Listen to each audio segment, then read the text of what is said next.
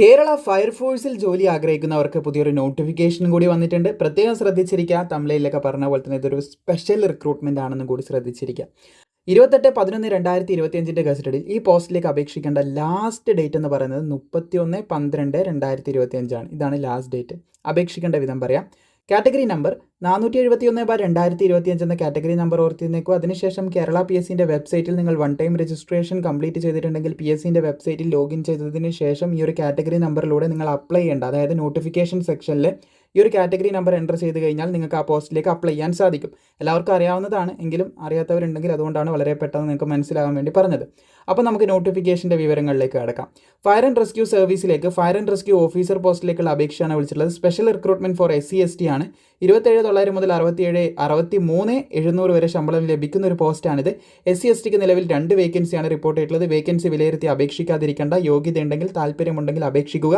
കാരണം ഇതൊരു PSCൻ്റെ നോട്ടിഫിക്കേഷനാണ്. വേക്കൻസി പിന്നീട് കൂടുമോ ഇല്ലയോ എന്നുള്ളത് നമുക്ക് ഉറപ്പ് പറയാൻ പറ്റുന്നതല്ല. അതുകൊണ്ട് തീർച്ചയായിട്ടും യോഗ്യതയുള്ള താല്പര്യമുള്ള എല്ലാവരും അപ്ലൈ ചെയ്യുക. Method of appointment direct recruitment ആണ്.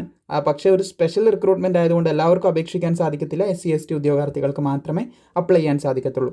18 to 31 വയസ്സ് വരെയുള്ളവർക്ക് അപേക്ഷിക്കാം. 2/1/1994 1/1/2007 ഈ ഒരു ഡേറ്റിലും ഇതിൻ്റെ ഇടയിലും ജനിച്ചവർക്കാണ് അപേക്ഷിക്കാൻ സാധിക്കുന്നത്. എഡ്യൂക്കേഷൻ ക്വാളിഫിക്കേഷൻ പാസ് ഇൻ +2 ആണ് പറഞ്ഞിട്ടുള്ളത്. അതുപോലെ തന്നെ ഡിപ്ലോമ ഇൻ കമ്പ്യൂട്ടർ ആപ്ലിക്കേഷൻ ഉള്ളവർക്ക് മുൻഗണന ലഭിക്കും. +2 മാത്രം മതി കേട്ടോ. യോഗ്യത +2 മാത്രമാണെന്ന് ശ്രദ്ധിച്ചിരിക്കുക. ഇനി ഫിസിക്കൽ ഫിറ്റ്നസ്സിലേക്ക് കിടക്കുകയാണെങ്കിൽ ഹൈറ്റ് പറയുന്നത് 160 വേണം. ചെസ്റ്റ് 76 സെൻറ്റിമീറ്റർ വേണം. ചെസ്റ്റ് എക്സ്പാൻഷൻ 5 സെൻറ്റിമീറ്റർ വേണം. മിനിമം 48 കിലോഗ്രാം ഭാരം വേണം. അതുപോലെ തന്നെ നിങ്ങൾക്ക് സ്വിമ്മിംഗ് ഒക്കെ കുറച്ച് വശം ഉണ്ടാവണം. പരീക്ഷ ജയിക്കുകയാണെങ്കിൽ നിങ്ങൾക്കൊക്കെ പഠിച്ചെടുക്കാം. ഒരു എക്സ്പേർട്ടിന് അത് പ്രത്യേകം ഒന്ന് നോട്ട് ചെയ്യണം. ഒരു എക്സ്പേർട്ടിൻ്റെ കൂടെ മാത്രം നിങ്ങൾ സ്വിമ്മിംഗ് അറിയില്ലെങ്കിൽ അത് പഠിക്കാനായിട്ട് നിൽക്കുക. ഒറ്റയ്ക്ക് പോയിട്ട് സ്വിമ്മിംഗ് ടെസ്റ്റും ചെയ്യാതിരിക്കുക. ഈ കാര്യങ്ങൾ പ്രത്യേകം നിങ്ങൾ ശ്രദ്ധയിൽ വെക്കുക. ജസ്റ്റ് പറഞ്ഞതേ ഉള്ളൂ, എല്ലാവർക്കും അറിയുന്നതാണ്, എങ്കിലും ജസ്റ്റ് ഒന്ന് അവയർനെസ് പറഞ്ഞതേ ഉള്ളൂ. അപ്പോൾ 50 മീറ്റർ നിങ്ങൾ സ്വിമ്മ് ചെയ്യേണ്ടതായിട്ടുണ്ട്. ഒരു ട്രയൽ ഉണ്ടാവുമെന്ന് ശ്രദ്ധിച്ചിരിക്കുക. അത് 2 മിനിറ്റിനുള്ള 50 മീറ്റർ നിങ്ങൾ സ്വിമ്മ് ചെയ്യേണ്ടതായിട്ടുണ്ട്. അത് അത്യാവശ്യം നിങ്ങൾക്ക് വളരെ എളുപ്പത്തിൽ ചെയ്യാൻ പറ്റുന്നത് തന്നെയാണ് പഠിച്ചു കഴിഞ്ഞാൽ.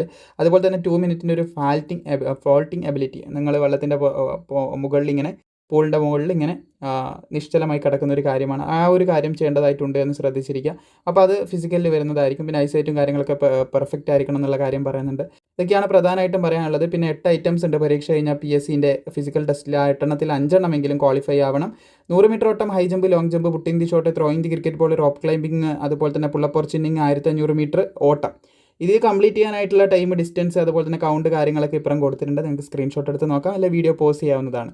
അപ്പോൾ ഇതൊക്കെയാണ് ഫിസിക്കലിൽ വരുന്നത്. ഇതിൽ 5 എണ്ണമെങ്കിലും ഏതെങ്കിലും 5 എണ്ണം നിങ്ങൾ ക്വാളിഫൈ ചെയ്യേണ്ടതായിട്ടുണ്ട്. അപ്പോൾ നിങ്ങളുടെ അറിവിൽ ഈ പറഞ്ഞ യോഗ്യതയുള്ളവരുണ്ടെങ്കിൽ അവരിലേക്ക് ഷെയർ ചെയ്യുക. വീഡിയോ ഇഷ്ടപ്പെട്ടാൽ ലൈക്ക് ചെയ്യാനും മറക്കണ്ട.